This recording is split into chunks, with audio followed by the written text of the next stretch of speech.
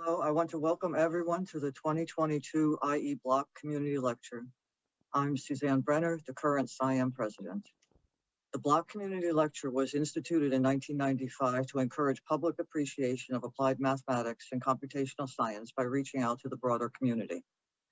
The lecture is open to the public and is named in honor of I. Edward Block, a co-founder of SIAM, who served as its managing director for nearly 20 years.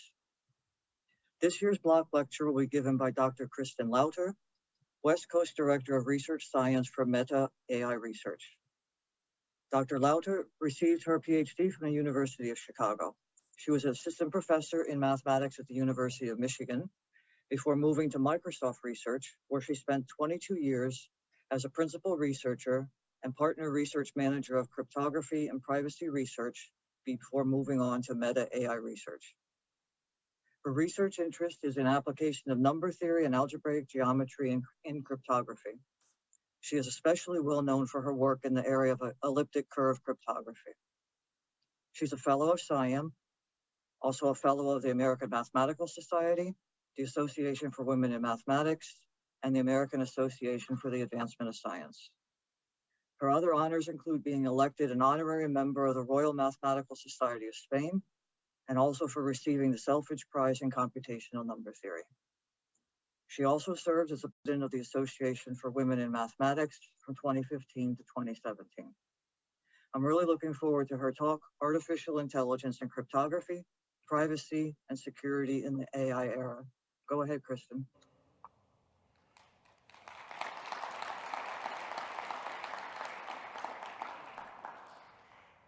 Thank you so much. So thank you to SIAM for inviting me and hosting this conference. Thanks to all of you for coming, and thanks to the committee for their trust in me. So do you hear a little echo, or is that just me, the way it sounds? Okay. It's all right? Okay. So I'm Kristen Lauter. Thank you for the introduction, Sue. I lead West Coast Labs for Meta AI Research. I've been there for just over a year now, and I'm also an affiliate professor at the University of Washington. So today I'm very excited to talk to you about my work on artificial intelligence and cryptography, data privacy and security in the AI era. So I thought it would be a good idea to start by talking about what do I mean by the AI era. So I know there's been a number of special sessions here at this conference, people presenting their work on machine learning and AI. So of course we have many experts on this topic here. But this is a lecture which is supposed to be targeted at the public. And so I wanted to just talk about AI and what do we even mean by that. So just as an example of how it's changing our lives and touching our daily lives, if you think about what you do every day, I mean, humans, many people in our society today are relying on smartphones and smart agents on devices in their homes for all kinds of services that are based on AI algorithms. So just think about voice recognition. You say, hey, Portal, play Ella Fitzgerald, and then all of a sudden you have beautiful music playing in your kitchen. Image recognition, you go for a walk and you want to know what plant is this or what bird is this, and you get out your phone with the Seek app and you look at the plant and it says, oh, that's a camas lily. When you're in your car and you're driving and you need directions somewhere, when you're going to look for a movie to watch and you want a movie recommendation. So these are all kinds of examples of ways in which these AI technologies are touching our daily lives.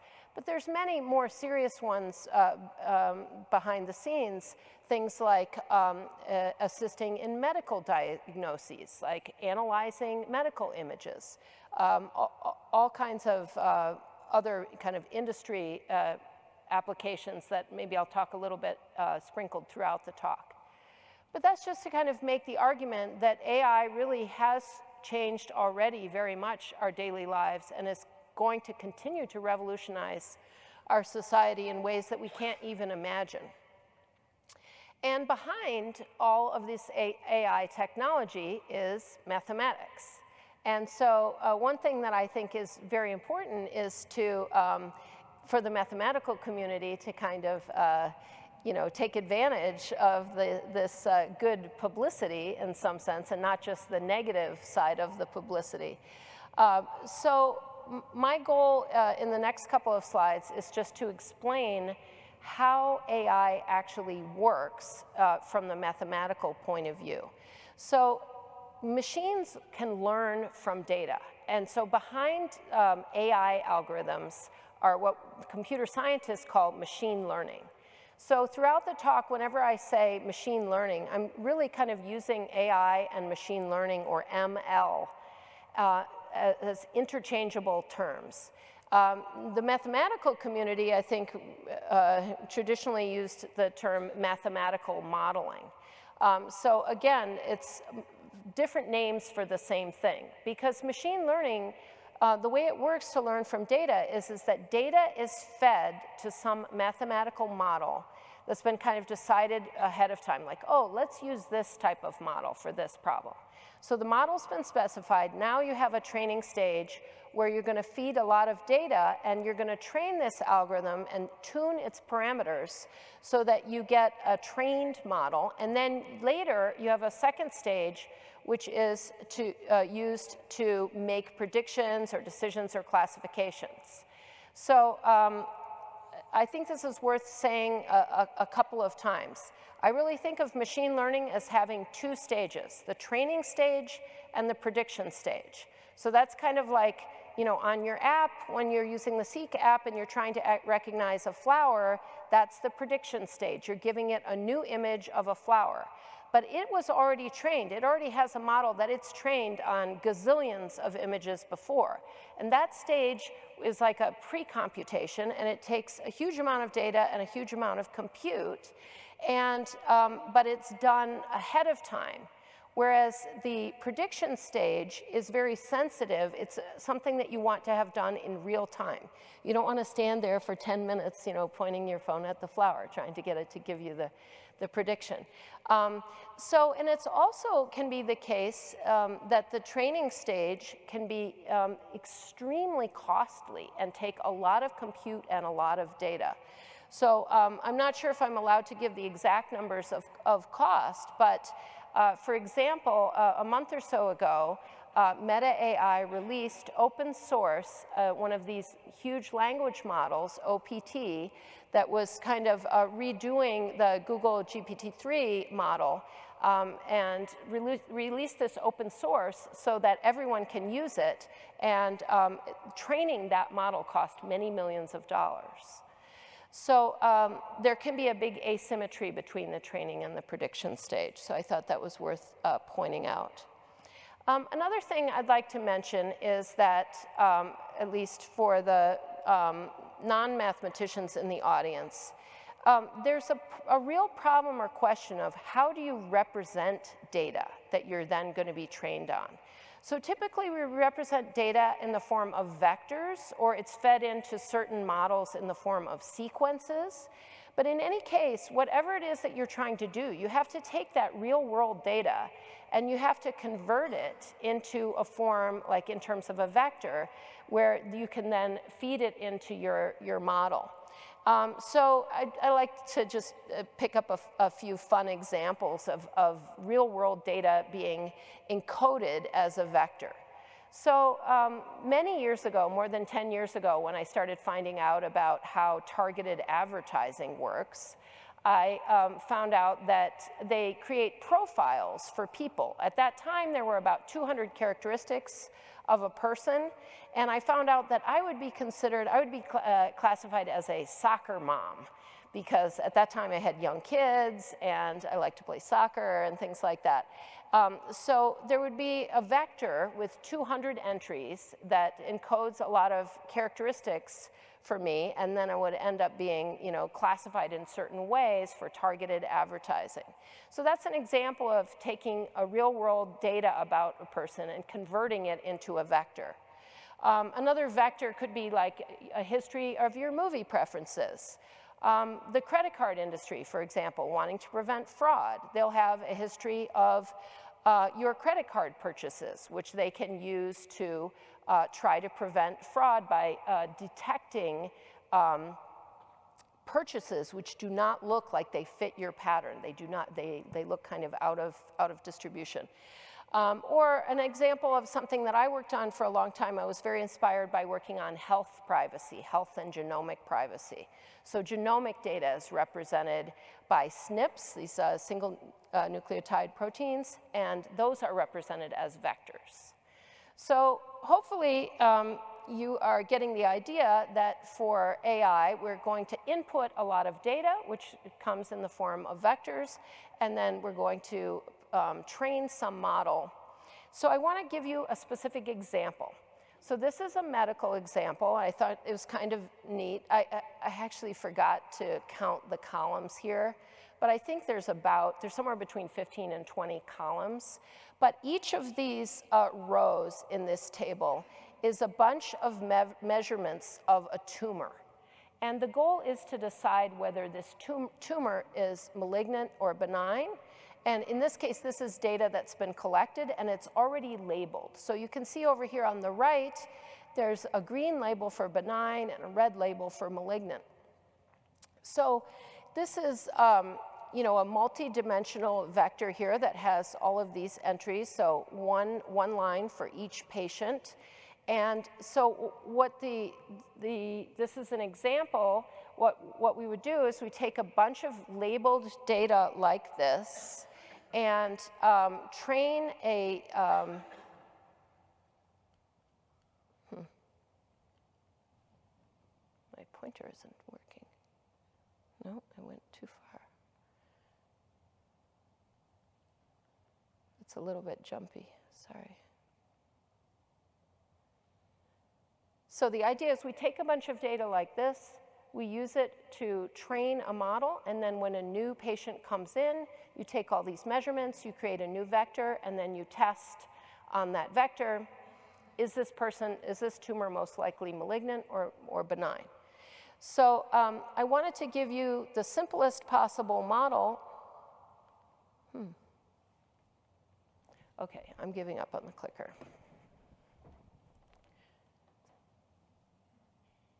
Simplest possible model, which is a linear means classifier. And I like to give this example because I think it really allows anyone, any member of the public, to really think about how does AI work. So what we're going to do is we're going to take, and again, this is supervised learning, so all the data that we're going to train on is labeled. So in this case, this is a binary classifier, which means that we're just trying for one bit of information. Is this benign or malignant? We're not trying to classify like digits, like which one of these 10 digits is it? That's not a binary classifier. This is binary. So we're just going to divide the training data into two categories, the benign ones and the malignant ones. And we're going to actually compute the mean of, for each of these two classes. And then we're going to compute kind of a difference vector between those two means, and then find a hyperplane. So in 3 dimensions, you can just think of a hyperplane as being like a sheet of paper that divides these two classes. And this hyperplane separates these two classes. Of course, this is an idealized example. It doesn't necessarily perfectly separate everything. And then when you, in this case, the hyperplane that you find would be the trained model. The general model is linear means classifier, but the specific hyperplane that you find that optimally separates these two classes would be your trained model. And then when a new patient comes in, you're trying to decide, is this vector, is this data point on this side of the hyperplane or on that side of the hyperplane? So that's just a very basic idea of how AI works and how the mathematics is important. So I have a picture here. This is ridiculous because it's a picture in 2 dimensions, and what I showed you was data that was in whatever, 15 or 20 dimensions, but humans are not very good at visualizing 15 dimensions. So, oh, new clicker, excellent. Okay, so moving on to models which are a little bit more sophisticated than just a linear means classifier. The idea is still the same, though. What you're trying to do when you train an AI model is you're trying to learn a decision boundary. So some way to decide whether are you more likely on this side or more likely on that side of the decision boundary. So the way that's done is to define a loss function. So an example of a loss function could be like the least squares distance, which is just computing the sum of distances to the boundary. And you're trying to minimize this loss function. So depending on what your loss function is, there's nice examples like, for example, stochastic gradient descent, where you're trying to minimize the loss function by kind of walking around a multi-dimensional surface and finding a minimum or a local minimum. And so when you're doing this kind of thing, you're really doing kind of multivariable calculus and multivariable linear algebra. So I think most people in the public did not necessarily take, multivariable calculus and, multivariable linear algebra. But so that comment was more directed for the mathematicians. But the point for me is that there are real mathematics involved in these, all of these models and algorithms.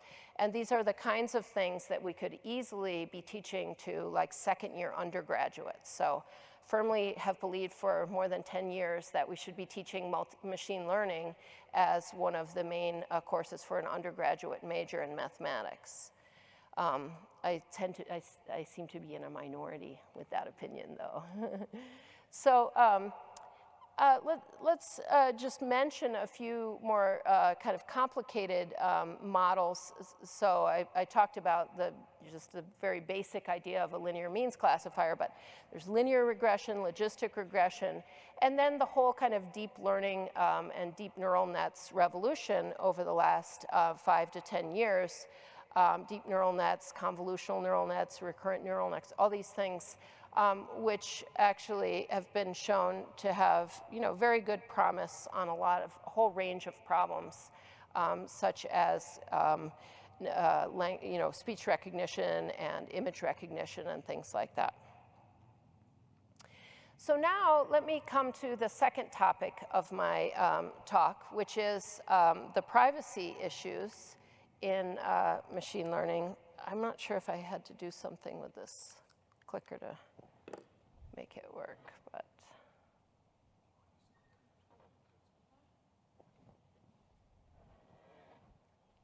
sorry.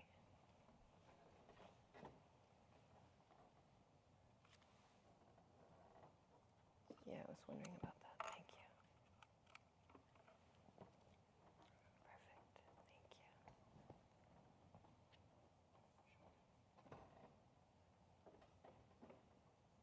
Perfect. Thank you. There we go. So the second part of my presentation here, I wanted to talk about the privacy problem with AI. So probably it's pretty obvious to you what the privacy problem is. You have to collect and use a huge amount of data to train these models. And then when you want a prediction, you have to give your potentially private data to the model to get your prediction back. So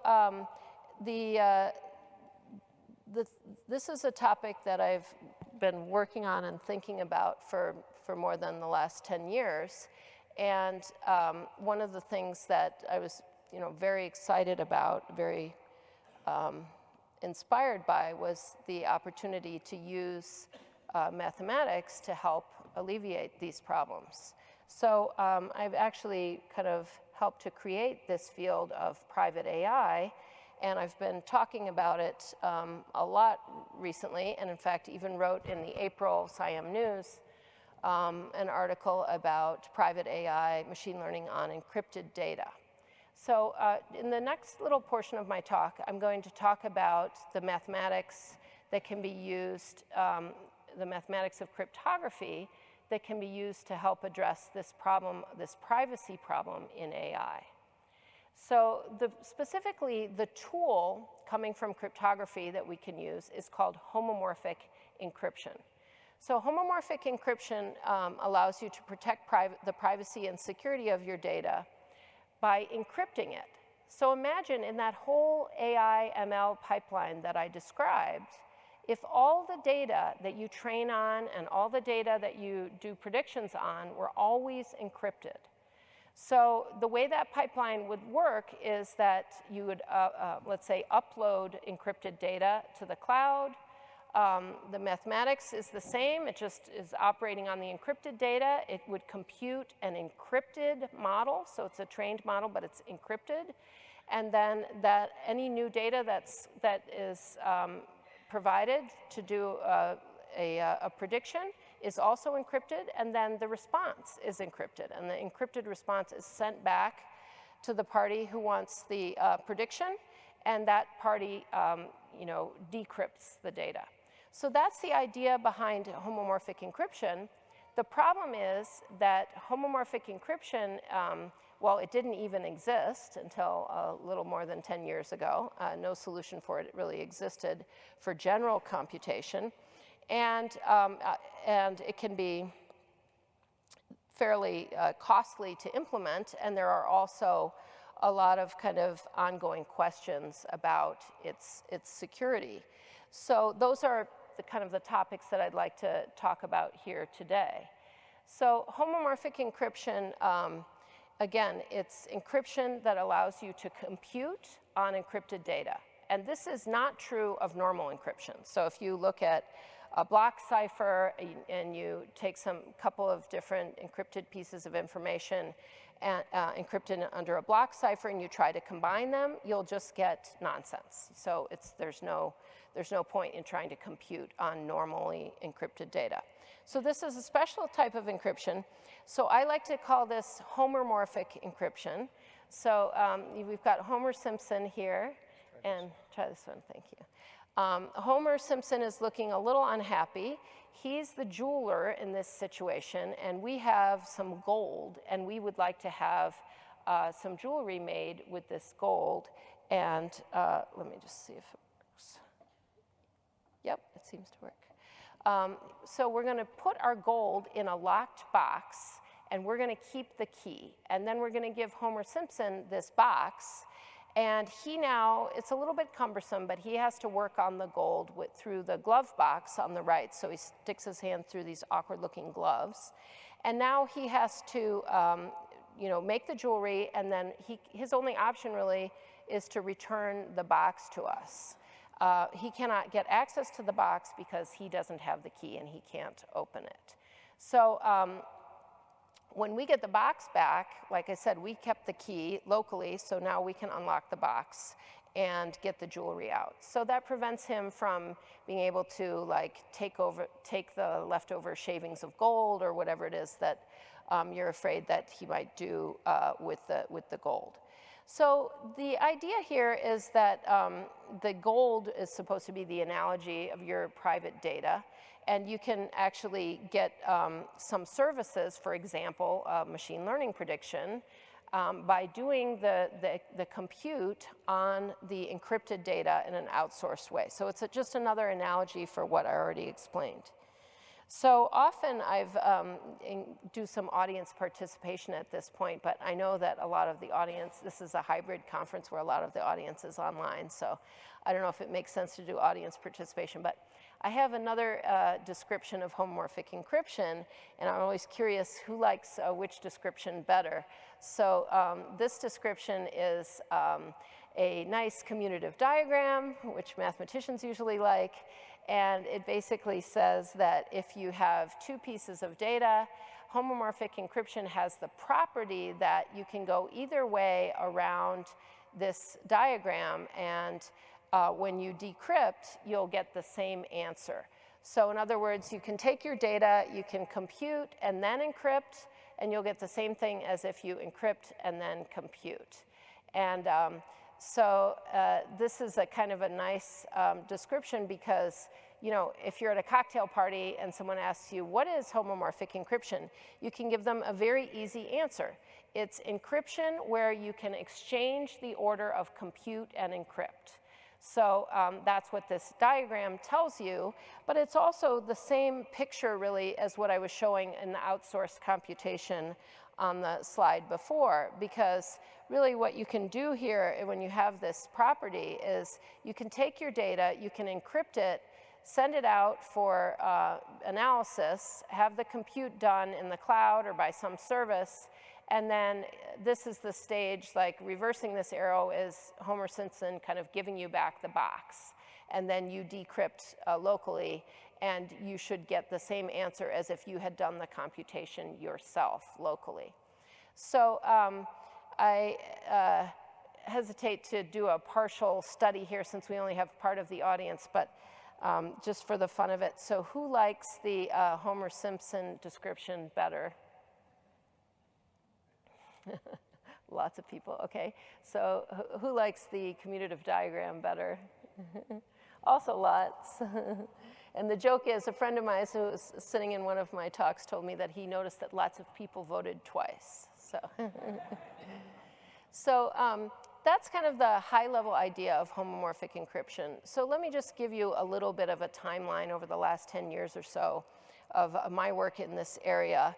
So I built up a team at Microsoft Research around 2010 where we worked on both developing new schemes and also new methods for practical encoding, achieving many orders of magnitude speed up in terms of the processing of data, of encrypted data. The original proposal from Craig Gentry in 2009 was considered very impractical, was also not tied to well-known hard mathematical problems, and so was hard to analyze the security. So we did all kinds of interesting compute, practical homomorphic encryption, I called it, in those 5 years between 2011, 2016, including all kind of statistical computation on health data. It was very focused on genomic data, all kinds of both statistical and logical type of operations that we wanted to do on genomic data. NIH actually funded a whole ongoing annual competition that it's called the Secure Genome Analysis Competition, where teams from around the world every year work on challenges to benchmark how the different privacy-preserving technologies, including homomorphic encryption.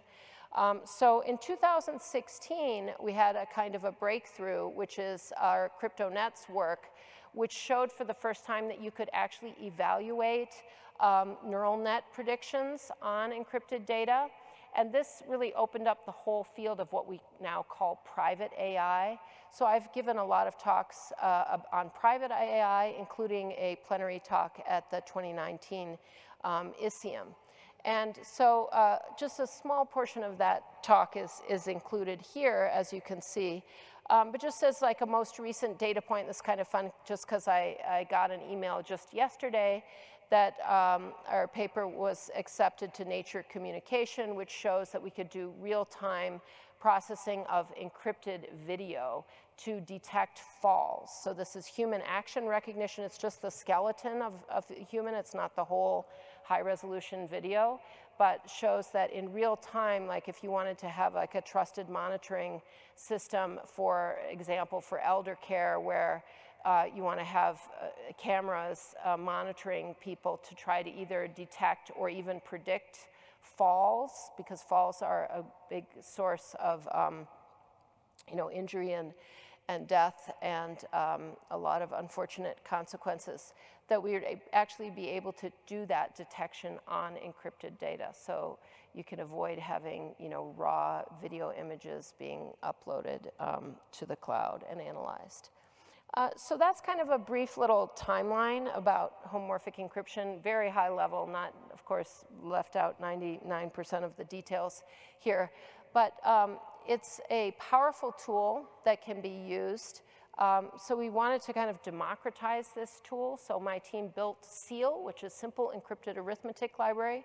It was publicly released in 2015, and it was widely adopted by teams worldwide, and the open source release by Microsoft in a joint announcement with Intel was at NeurIPS in 2018. I also personally worked very hard on the standardization of homomorphic encryption. I'll talk a little bit more about standardization process in a later part of my talk, but we actually had created a whole community of researchers in academia and also in government and industry who worked together on defining standards and parameters for using homomorphic encryption securely, and we hosted a series of workshops around the world and culminating in publishing a standard that the community approved in November 2018. And the SEAL homomorphic encryption library is still maintained by my former team at Microsoft Research, led by Kim Lina, and you can access it at sealcrypto.org if you want to try it out. So I don't have enough time to really go into the mathematics of homomorphic encryption. I'll talk about it a little bit more later. So this concludes the first part of my talk. So in some sense, I could, well, this is good because I'm halfway through my time. So in some sense, I could end my talk here. This is one whole part of my talk that I've given many, many times, which basically just says, you know, AI is changing our world, and there's privacy and security problems with the amount of data that it needs to process and the private nature of that data, and especially in certain settings. And so here's a mathematical tool, homomorphic encryption, which has been developed over the course of 10 years or so, which can be used to help provide protect privacy and data security in that AI pipeline. Okay, so that's the first half of my talk. So now the second half is the other way around, so artificial intelligence and cryptography. So now I'd like to think about AI is a powerful tool, and how does it potentially affect the security of crypto systems? So in this part of my talk, let me start by talking about cryptography. What is cryptography? So cryptography is the science of keeping secrets, so confidentiality basically, but it is also concerned with providing tools to assure authenticity. So when you think about it, authenticity is probably equally important as confidentiality, in the sense that if you have encryption to keep your message or your data secret or private, but you communicate with one party thinking they're somebody, but they're actually somebody else impersonating that party, then there's not really much point in encrypting your data to keep it secret if you've got the wrong party that you're communicating with. So authenticity is equally very, very important. And so the tools, the typical tools of cryptography that we use to ensure encryption ensures confidentiality, and I realized I was already talking about encryption in the first part of my talk without really explaining it, but I was in a kind of a chicken and an egg problem here with the AI and cryptography. I had to start somewhere. So another tool is digital signatures, and those are used to help ensure authenticity. And then key exchange, which is used to set up secure means of like secure sessions for communication. So the applications, again, when you think about how cryptography has actually revolutionized our lives over the last 20 years or so, it's pretty impressive. I mean, I would probably bet that most of us do online banking now. Also online shopping, purchasing things, especially during the pandemic, you know, from Amazon and other services. Also private messaging for those of you that use WhatsApp. So all of these kinds of applications are enabled by cryptography. So in particular, like secure browser sessions are what allow you to have trust in online banking and online shopping. Signed encrypted messaging is what allows you to have faith in like private messaging apps. Virtual private networking is what allows you to securely connect to a corporate network if you work remotely. And authentication is important in all of these for making sure that you're kind of talking to the right party. So if you notice in parentheses, I have in each one of these bulleted points some mysterious looking acronyms over here.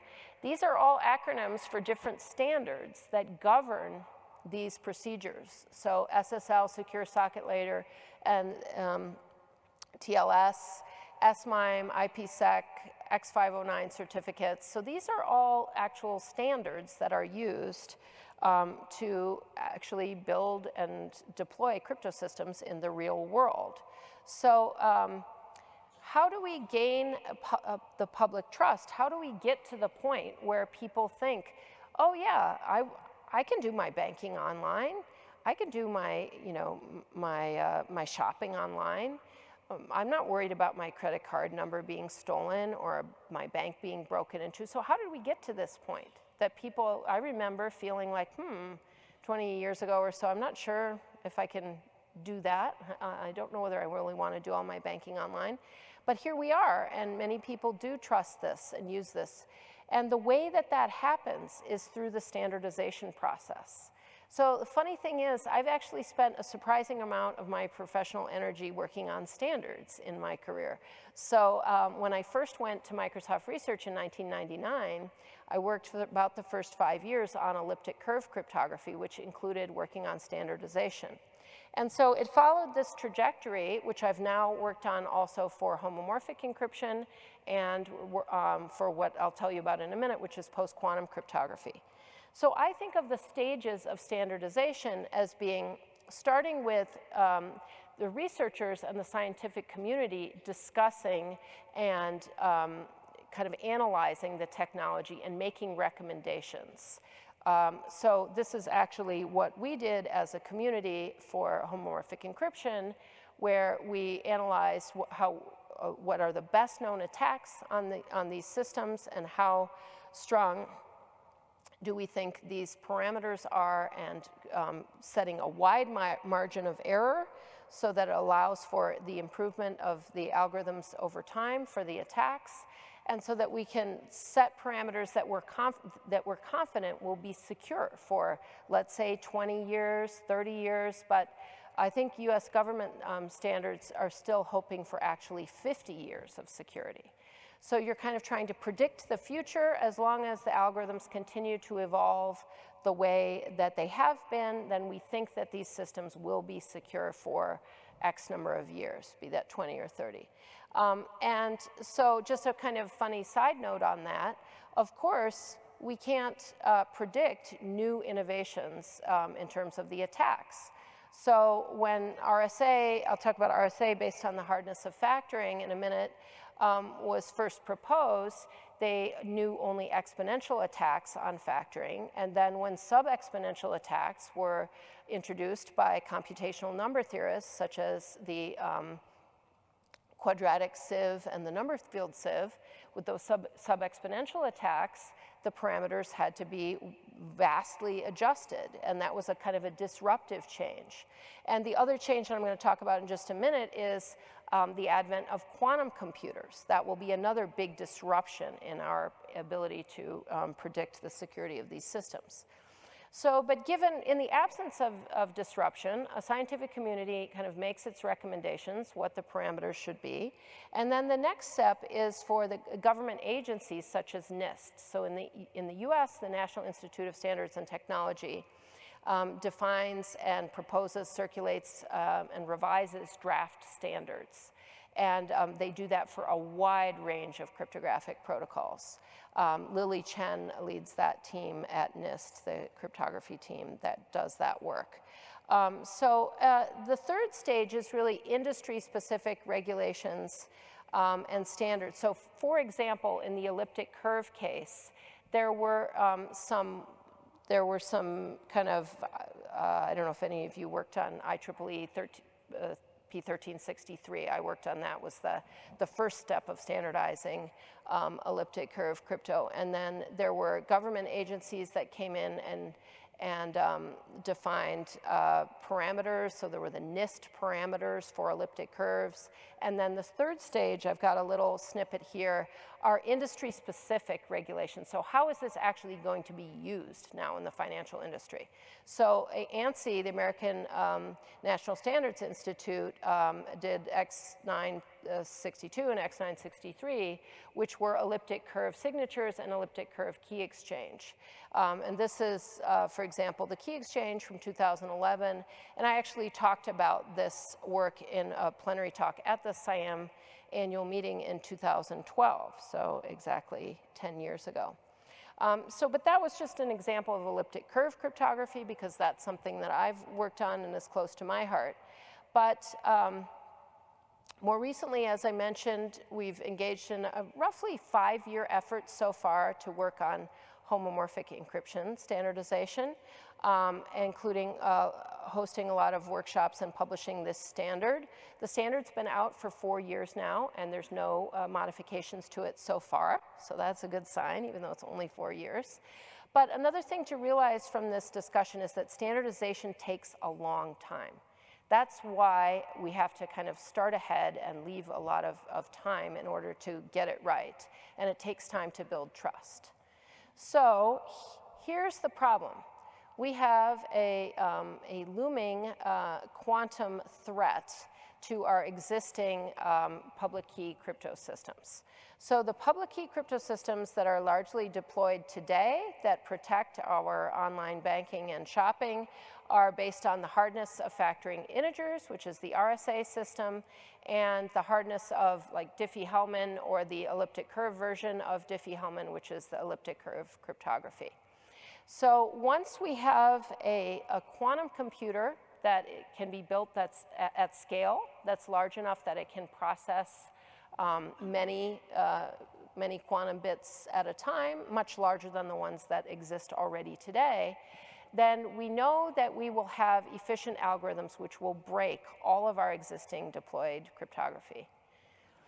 Okay, so that's a very sad story. That's a very sad state of affairs, because everybody worked really hard to get these systems right and get them deployed securely and fix all the bugs, and they were working really well, and they still are. But they're going to be broken if a quantum computer can be built, and so we can't afford to wait until the quantum computer is here at scale to start deciding on new crypto systems, because it just takes too long to do standardization.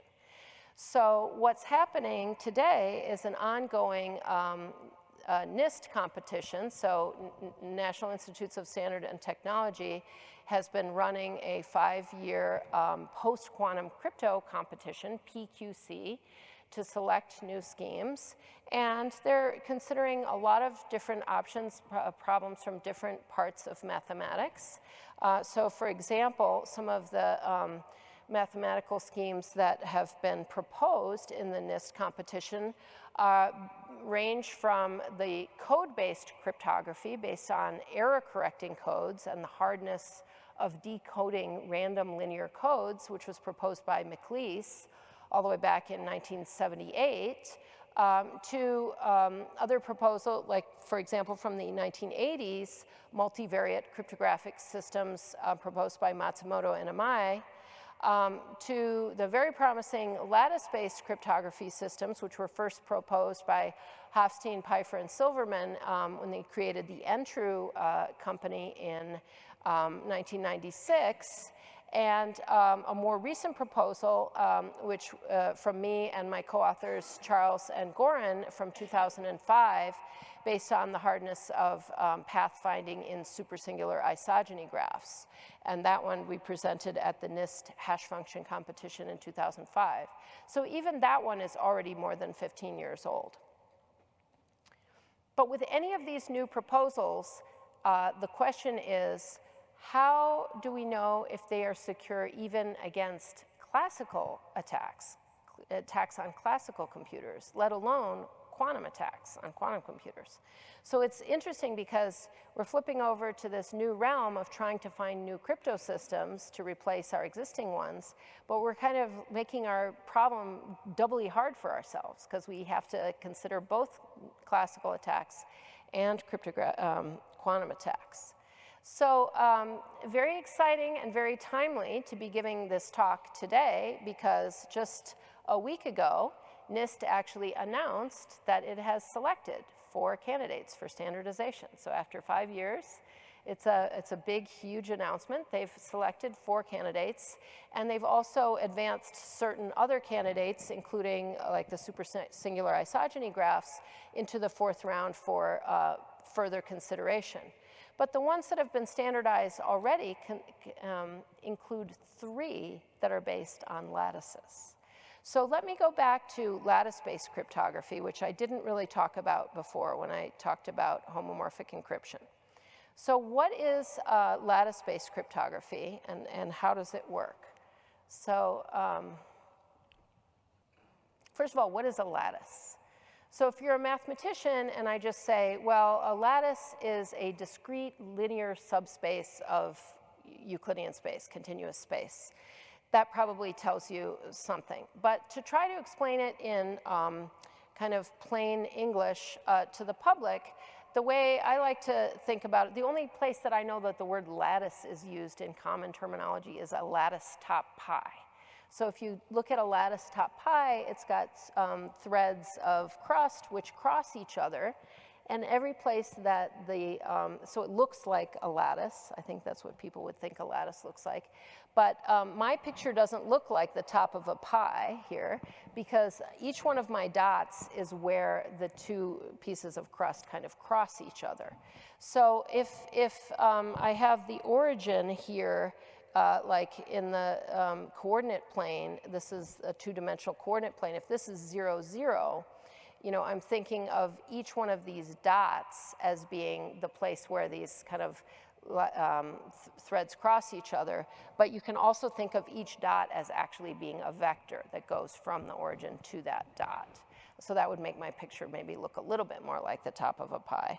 But anyway, the point is that a lattice is really some kind of, you can think of it as some kind of regular pattern in continuous space. And so here, in mathematical terminology, we would say that it's generated by some basis elements or some of these little dots here that are closest to the origin.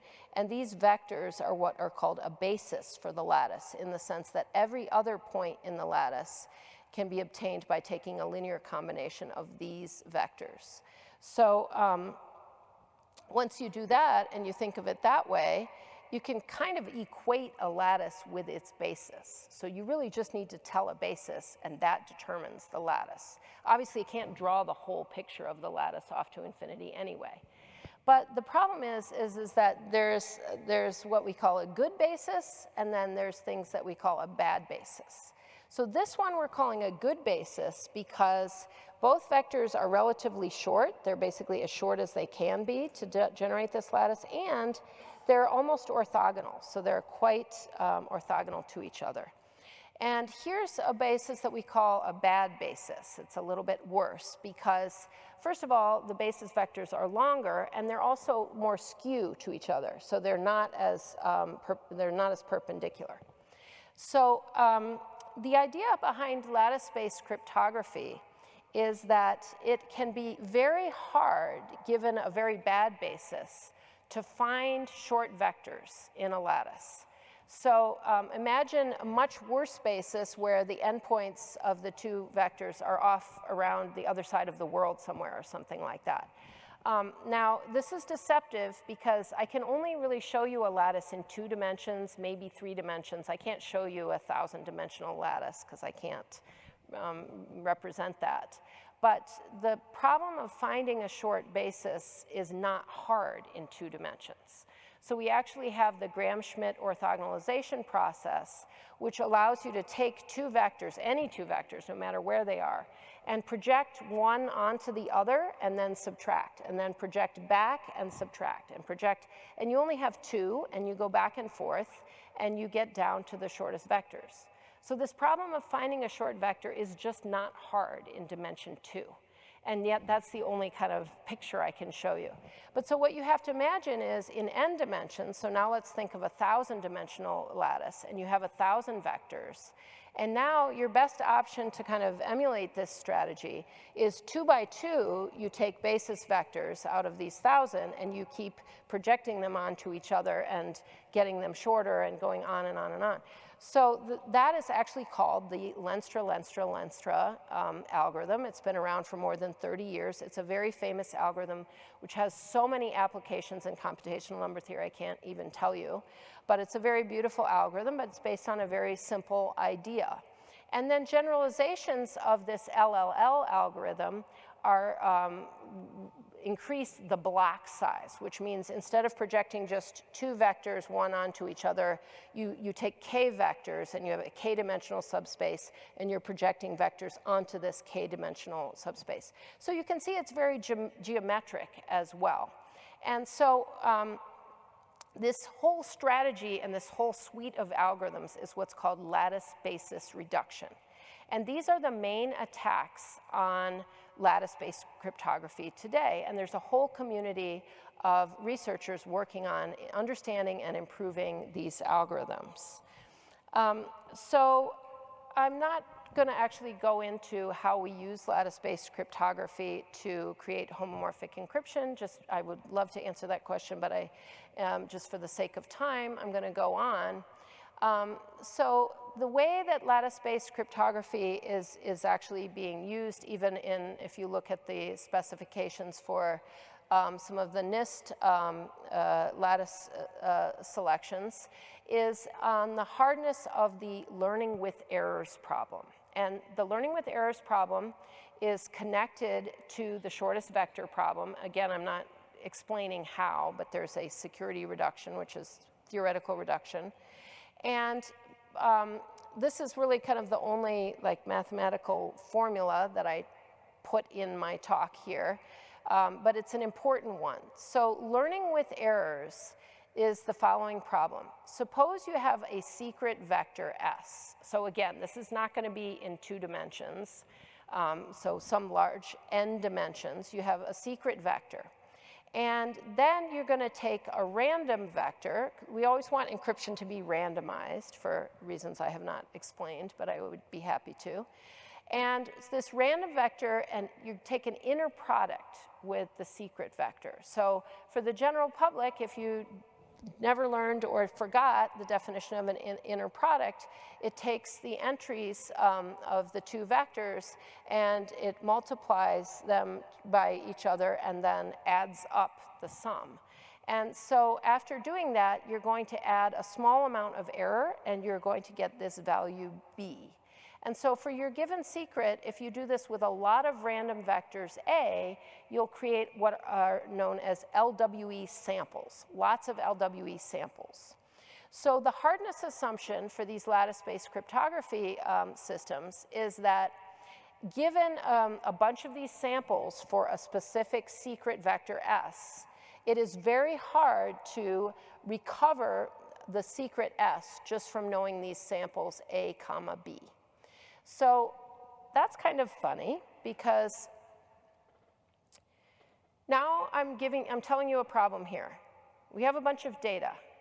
The data are vectors, A, comma, B. And the problem is that these vectors are noisy.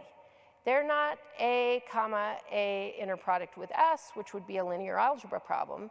They're A, comma, A inner product with S plus a little bit of error, and the error is small. So does that remind you of anything? So the beginning of my talk, I started intentionally with artificial intelligence. Artificial intelligence is the art of learning from noisy data. So you're given a bunch of vectors that have a lot of noise in them, and then you're trying to kind of learn some pattern from this noisy data. And in fact, what's happening here is that we have a disconnect because the ML or AI researchers are making the assumption, yes, we can learn from noisy data. Cryptographers are making exactly the opposite assumption. They're saying, ha, I challenge you. You can't learn from this noisy data. Here's a bunch of samples, and I challenge you to get the secret. And so this bugged me for quite a number of years, the last 3 or 4 years at least, probably more. And so that was one of the great things for me about going to Meta AI, Facebook AI last year, is that I hired 2 interns, and we started working on this problem. And we were able to come up with a kind of new approach based on the idea that AI is actually very good at learning from noisy data. And what this does is it allows us to have another line of inquiry for understanding the security of these Nist crypto systems. So we're not breaking any of their standard crypto systems yet, don't worry. And the paper became public yesterday, and we let Nist know ahead of time about this work, and it's not immediately endangering the security of their standardized schemes. But what it is doing is it's opening up a new line of attack to understand. So just to be a little bit clear, I know I've talked about a lot of different aspects here, and so I want to separate 2 things. I talked about homomorphic encryption as a crypto scheme with a lot of important applications, but I didn't tell you much about the parameters. In homomorphic encryption standards, we are often using binary secrets for efficiency reasons, which means the entries of the secret vector are just 0 and 1. And we use very small error, again for efficiency reasons, but we use very, very, very large dimension. So it starts at dimension, then the dimension is always a power of 2 for some very interesting number theoretical reasons. But it starts at 1024, 2048, 4096. It would not be unusual to use a 32,000 or 64,000 dimensional lattice for homomorphic encryption. So these are the parameters that are commonly used for homomorphic encryption. Whereas for the Nist schemes, where they're standardizing signature schemes and encryption, they are using random secrets. So meaning there's actually, I haven't mentioned, the number theory part of this is that there's a modulus Q, which you can think of as a very large prime number, and all the entries in the secret are integers modulo Q. So they're not binary, they're not 0, 1. And the error is larger. The error goes up to about the square root of the dimension. And but the dimension is much smaller. So, and that's to try to keep key sizes and things like that small. And so there's a big difference here. So I wanted to emphasize this so that you'll know what we are attacking in our paper that was released yesterday is the parameters which are much more like the ones used in homomorphic encryption, not the ones used in the Nist standards. But the lattice crypto underneath, the lattice assumptions are the same. So together with my interns, Emily Wenger and Mingji Chen, and my collaborator at Meta, Francois Charton, we've shown that we can actually use AI to attack these LWE assumptions with sparse binary secrets. So what that means, when you think of sparse, just means there's not very many ones. So if you have a 1,000-dimensional vector of 0s and 1s, but only a few of them are 1s, most of them are 0s. And I actually fought very hard to keep sparse binary secrets out of the homomorphic encryption standard. So you are not allowed to use a sparse secret, because I didn't at all, based on my experience with elliptic curve crypto, I did not at all trust that sparse binary secrets would be safe. But when you think about it, you take a random vector A and you take the inner product with a sparse binary vector, it's a sum set sub problem. It's just picking out a couple of coefficients of that random vector and adding them together, and then adding a little bit of error. So what we've been able to do is show that we can train machine learning models to recover small to mid-size secrets for small to mid-size parameters, not real-world parameters yet, but we're continuing to scale up the models. The work involves both creating a model and training it, and then using the trained model to create what's called a cryptographic distinguisher that can be used to guess the secret, and then a final procedure, which is secret verification, which tests whether we've found the right secret. So what I'm talking about here is that we're able to actually use AI to attack this lattice-based cryptography. So in the last like 5 minutes or 2 minutes now, I really want to talk about what is something that's very important to me, which is responsible AI. So what I've talked to you about today is both privacy and security of data in the AI pipeline. So those are only 2 aspects of responsible AI, in my opinion. It used to be that in responsible AI, so I actually served on the Ether committee for Microsoft Corporation on responsible AI when I was there. And it used to be that we would say responsible AI, that's FATE, fairness, accountability, transparency, and ethics. And so that was what was supposed to be kind of included in responsible AI. So I have a new acronym that I'm proposing today, which is Pass the Fire Test. So you have Pass the Fire as the new acronym. So my claim is that we should all be thinking about responsible AI.